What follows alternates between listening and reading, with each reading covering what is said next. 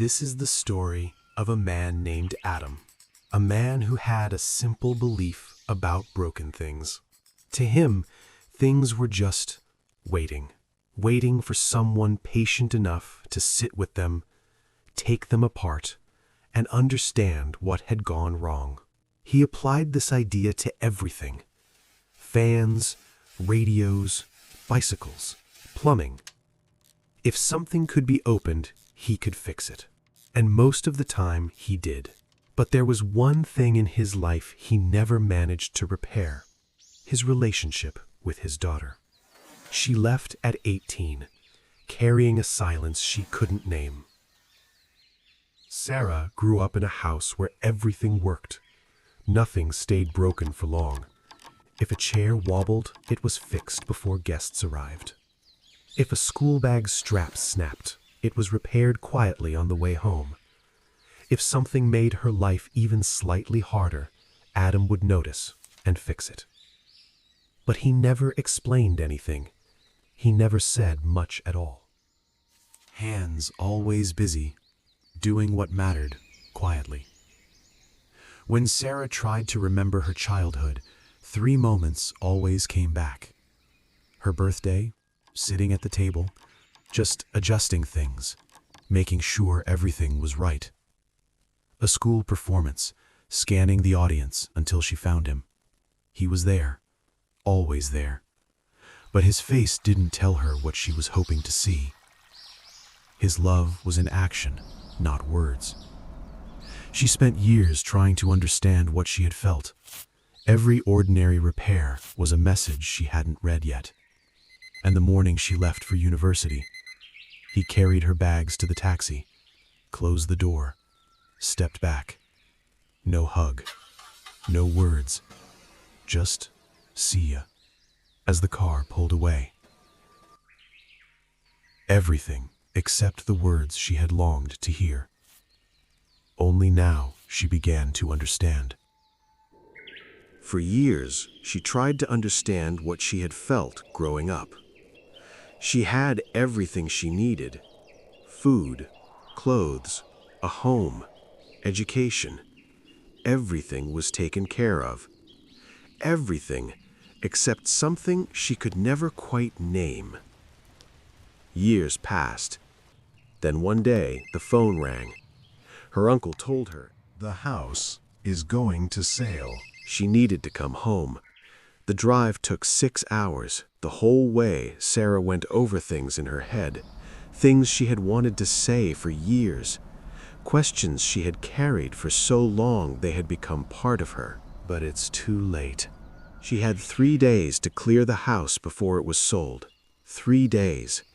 Every corner held reminders of a life she hadn't fully understood. She prepared to meet the absence she had waited for. 3 days would be enough. But when she arrived, she already knew. It wasn't enough. It was never going to be enough. The house felt different without him. Not empty, just quiet in a way she couldn't explain. She moved through it slowly. At first, it was just objects. Then the house spoke in the language of objects. Then she started noticing things more carefully. In the shed, her old bicycle, still standing, still maintained. The tires weren't flat. The chain was clean. It had been years since she had even thought about it. In a cupboard, an old clock radio, repaired, with batteries, as if someone expected it to be used at any moment. Every small repair, a sentence of love. One by one, the objects started to feel different. They weren't just things. They were actions. Small, consistent, quiet actions.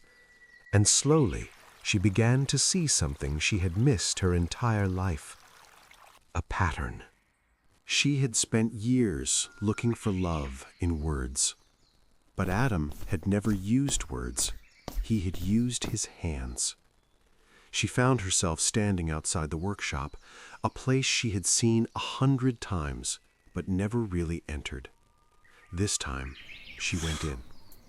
Everything was exactly where it should be. Every tool had its place, even the outlines were marked on the board behind them. A system, precise, thoughtful, consistent. She sat down in his chair. It felt different than she expected. Lower, leaning forward slightly. Made for someone who spent hours focused on small details. She picked up a screwdriver, turned it in her hands. She had watched him do this her whole life, but somehow she had never really learned. Then she saw it, on the shelf, a notebook. Dark green, cloth-bound, worn at the edges. She picked it up, opened it. The handwriting was small, careful, consistent. Each page had a date and a short entry. She read the first one. Chair leg, unstable, fixed, should hold now. For Sarah. Another page. School bag clasp broken, replaced, adjusted length. For Sarah. Page after page, year after year, every repair he had ever done, written down, recorded, finished, and every single entry ended the same way. For Sarah. It wasn't a diary. It wasn't something meant to be read by anyone else. It was something else. A record. A message. A language. She kept turning the pages. The handwriting slowly changed over time. Still neat, but a little less steady.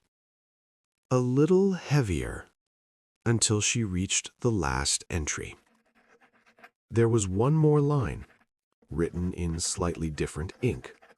She will come home soon, I think. I hope it feels easy for her. Sarah didn't move. For the first time, everything made sense. He had been saying it every day, for years, just not in a way she knew how to hear. She held the notebook close, and then she cried. The kind of crying that comes from something very old, something that had been waiting a long time to be understood.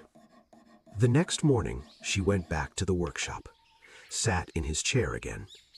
There was a small radio on the table, half finished.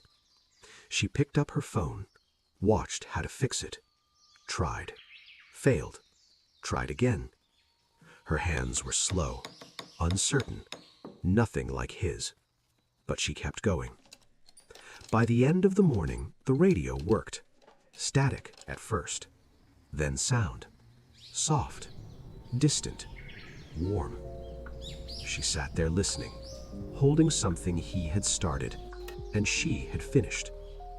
Then she opened the notebook again, turned to a blank page, picked up his pen, and wrote, Radio, incomplete repair. Finished. It works. For Adam. She closed the notebook, set it down gently. Later that day, she stood at the front door, bags packed, notebook in her arm. She put the key into the lock, turned it. It moved smoothly, effortlessly. She stopped, just for a moment. He had fixed this too, for her, so that when she came back, it would feel easy. She stepped outside, closed the door, and this time, she understood. He had loved her the whole time. He just didn't know how to say it any other way. She misses him so much. We spend so much time waiting to hear the words that we miss the ways they were already being said. Look back. Someone might have been loving you all along.